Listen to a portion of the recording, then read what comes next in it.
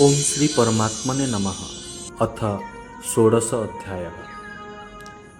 ଏହି ଅଧ୍ୟାୟର ପ୍ରାରମ୍ଭରେ ଯୋଗେଶ୍ୱର ଶ୍ରୀକୃଷ୍ଣ ଦୈବୀ ସମ୍ପଦ ସବିସ୍ତାର ବର୍ଣ୍ଣନା କଲେ, ଯେଉଁଥିରେ ଧ୍ୟାନରେ ସ୍ଥିତି, ସର୍ବସ୍ୱର ସମର୍ପଣ, ଅନ୍ତଃକରଣ ଶୁଦ୍ଧି, ଇନ୍ଦ୍ରିୟମାନଙ୍କ ଦମନ, ମନର ଶମନ, ସ୍ୱରୂପକୁ ସ୍ମରଣ କରାଯାଉଥିବା ଅଧ୍ୟୟନ, ଯଜ୍ଞ ନିମନ୍ତେ ପ୍ରଯତ୍ନ, ମନ ସହିତ ଇନ୍ଦ୍ରିୟକୁ ତପାଇବା, ଅକ୍ରୋଧ ଚିତ୍ତ ଶାନ୍ତ ପ୍ରବାହିତ ରହିବା ଇତ୍ୟାଦି 26 ଲକ୍ଷଣକୁ, ଯାହା ସମ୍ପୂର୍ଣ୍ଣ ଇଷ୍ଟଙ୍କ ସମୀପ ପହଞ୍ଚିଥିବା ଯୋଗ ସାଧନାରେ ପ୍ରବୃତ୍ତ ହୋଇଥିବା କୌଣସି ସାଧକଙ୍କ ନିକଟରେ ହିଁ ସମ୍ଭବ ହୋଇଥାଏ, ଆଂଶିକ ରୂପରେ ସମସ୍ତଙ୍କଠାରେ ରହିଛି।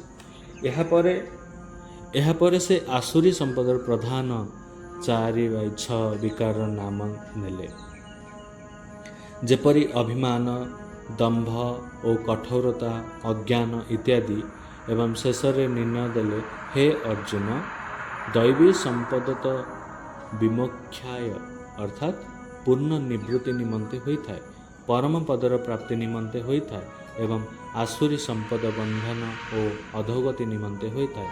ହେ ଅର୍ଜୁନ, ତୁମେ ଶୋକ କର ନାହିଁ, କାରଣ ତୁମେ ଦୈବୀ ସମ୍ପଦକୁ ପ୍ରାପ୍ତ ହୋଇଛ। ଏହି ସମ୍ପଦ କେଉଁଠାରେ ହୋଇଥାଏ? ସେ କହିଲେ ଯେ, ଏହି ଲୋକରେ ମନୁଷ୍ୟମାନଙ୍କ ସ୍ୱଭାବ 2 ପ୍ରକାରର ହୋଇଥାଏ, ଦେବତା ପରି ଓ ଅନ୍ୟଟି ଅସୁର ପରି। ଯେବେ ହୃଦୟରେ ଦୈବୀ ସମ୍ପଦ ବୃଦ୍ଧି ହୋଇଥାଏ, ତେବେ ଏହି ମନୁଷ୍ୟ ହିଁ ଦେବତା ହୋଇଯାଏ ଏବଂ ଯେବେ ଆସୁରୀ ସମ୍ପଦର ବୃଦ୍ଧି ହୋଇଥାଏ, ତେବେ ସେହି ମନୁଷ୍ୟ ହିଁ ଅସୁର ହୋଇଯାଏ। ସୃଷ୍ଟିରେ ମନୁଷ୍ୟମାନଙ୍କ ଏହି 2ଟି ହିଁ ଜାତି ରହିଛି, କିଏ କେଉଁଠି ଜନ୍ମ ନେଇଥାଉ ନା କାହିଁକି ଏବଂ ନିଜକୁ ଯାହା କିଛି କହୁଥାଉ ନା କାହିଁକି, ଏହି 2ଟିର ଅନ୍ତର୍ଗତ ହିଁ ହୋଇଥାଏ। ତତ୍ପଶ୍ଚାତ୍ ସେ ଆସୁରୀ ସ୍ୱଭାବଯୁକ୍ତ ମନୁଷ୍ୟଙ୍କ ଲକ୍ଷଣକୁ ସବିସ୍ତାର ଉଲ୍ଲେଖ କଲେ।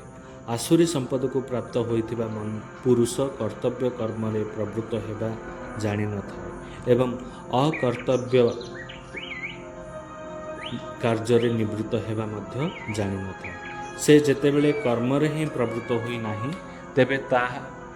ତେବେ ନା ତାହାଙ୍କଠାରେ ସତ୍ୟ ଥାଏ, ନା ଶୁଦ୍ଧି ଏବଂ ନା ଆଚରଣ ହିଁ ରହିଥାଏ।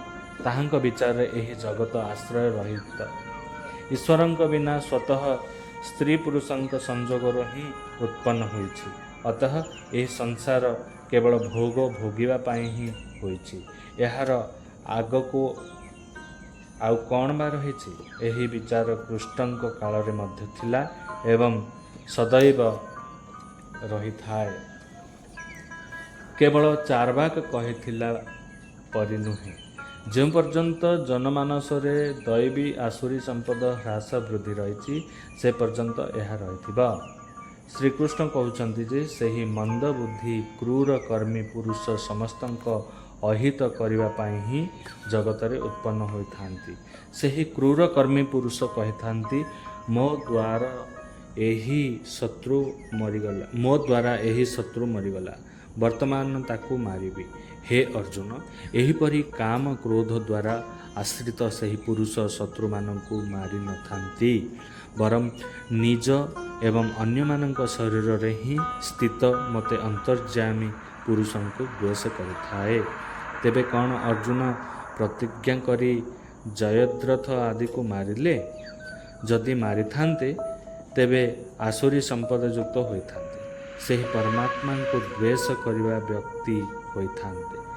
ଯେବେ କି ଅର୍ଜୁନଙ୍କୁ ଶ୍ରୀକୃଷ୍ଣ ସ୍ପଷ୍ଟ କହିଲେ ଯେ, ତୁମେ ଦୈବୀ ସମ୍ପଦକୁ ପ୍ରାପ୍ତ ହୋଇଛ, ଶୋକ କର ନାହିଁ। ଏଠାରେ ମଧ୍ୟ ସ୍ପଷ୍ଟ ହେଉଛି ଯେ, ଈଶ୍ୱରଙ୍କ ନିବାସ ସମସ୍ତଙ୍କ ହୃଦୟରେ ହୋଇଥାଏ। ସ୍ମରଣ ରଖିବା ଉଚିତ ଯେ, କିଏ ଜଣେ ତୁମକୁ ନିରନ୍ତର ଦେଖୁଛନ୍ତି। ଅତଃ ସଦୈବ ଶାସ୍ତ୍ର ନିର୍ଦ୍ଦିଷ୍ଟ କ୍ରିୟାର ହିଁ ଆଚରଣ କରିବା ଉଚିତ, ଅନ୍ୟଥା ଦଣ୍ଡ ପ୍ରସ୍ତୁତ ରହିଛି।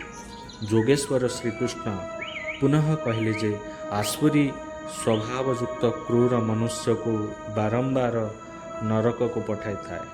ନରକର ସ୍ୱରୂପ କ'ଣ? କେବେ ହେଲେ ବାରମ୍ବାର ନୀଚ ଅଧମ ଯୋନିମାନଙ୍କରେ ଜନ୍ମ ନେବା ହିଁ ନରକ ଅଟେ। କାମ, କ୍ରୋଧ ଓ ଲୋଭ ନରକର ତିନୋଟି ମୂଳ ଦ୍ୱାର ଅଟେ। ଏହି ତିନୋଟି ଉପରେ ହିଁ ଆସୁରୀ ସମ୍ପଦ ଆଧାରିତ ହୋଇ ରହିଛି। ଏହି ତିନୋଟିକୁ ତ୍ୟାଗ କଲା ପରେ ହିଁ ସେହି ନିୟତ କର୍ମର ପ୍ରାରମ୍ଭ ହୋଇଥାଏ, ଯାହାକୁ ମୁଁ ବାରମ୍ବାର କହିଲି। ସିଦ୍ଧ ହେଉଛି ଯେ କର୍ମ କୌଣସି ଏପରି ଏକ ବସ୍ତୁ ଯାହାର ପ୍ରାରମ୍ଭ କାମ, କ୍ରୋଧ ଏବଂ ଲୋଭକୁ ତ୍ୟାଗ କରିବାରେ ହିଁ ହୋଇଥାଏ। ସାଂସାରିକ କାର୍ଯ୍ୟରେ ମର୍ଯ୍ୟାଦିତ ଢଙ୍ଗରେ ସାମାଜିକ ବ୍ୟବସ୍ଥାମାନଙ୍କ ନିର୍ବାହ କରିବାରେ ଯିଏ ଯେତିକି ବ୍ୟସ୍ତ ହୋଇଥାନ୍ତି, କାମ, କ୍ରୋଧ ଓ ଲୋଭ ତାହାଙ୍କ ନିକଟରେ ସେତିକି ଅଧିକ ମାତ୍ରାରେ ରହିଥାଏ। ବସ୍ତୁତଃ ଏହି ତିନୋଟି ତ୍ୟାଗ କରିବା ପରେ ହିଁ ପରମାତ୍ମାରେ ପ୍ରବେଶ ଦେଉଥିବା ନିର୍ଦ୍ଧାରିତ କର୍ମରେ ପ୍ରବେଶ ମିଳିଥାଏ। ତେଣୁ ମୁଁ କ'ଣ କରିବି ଏବଂ କ'ଣ ନ କରିବି, ଏହି ବ୍ୟବସ୍ଥାରେ କେବଳ ଶାସ୍ତ୍ର ହିଁ ପ୍ରମାଣ ଅଟେ। କେଉଁ ଶାସ୍ତ୍ର? ଏହି କି ଗୀତା? କିମନ ହିଁ ଶାସ୍ତ୍ର ବିସ୍ତରେ? ତେଣୁକରି ଏହି ଶାସ୍ତ୍ର ଦ୍ୱାରା ନିର୍ଦ୍ଧାରିତ କର୍ମ ବିଶେଷକୁ ହିଁ ତୁମେ କର। ଏହି ଅଧ୍ୟାୟରେ ଯୋଗେଶ୍ୱର ଦୈବୀ ସମ୍ପଦ ଏବଂ ଆସୁରୀ ସମ୍ପଦ ଉଭୟଙ୍କ ବିସ୍ତାର ପୂର୍ବକ ବର୍ଣ୍ଣନା କଲେ। ସେହି ଦୁହିଁଙ୍କ ନିବାସ ସ୍ଥାନ ମାନବଙ୍କ ହୃଦୟରେ ବୋଲି କହିଲେ, ତାହାର ଫଳ ମଧ୍ୟ କହିଲେ।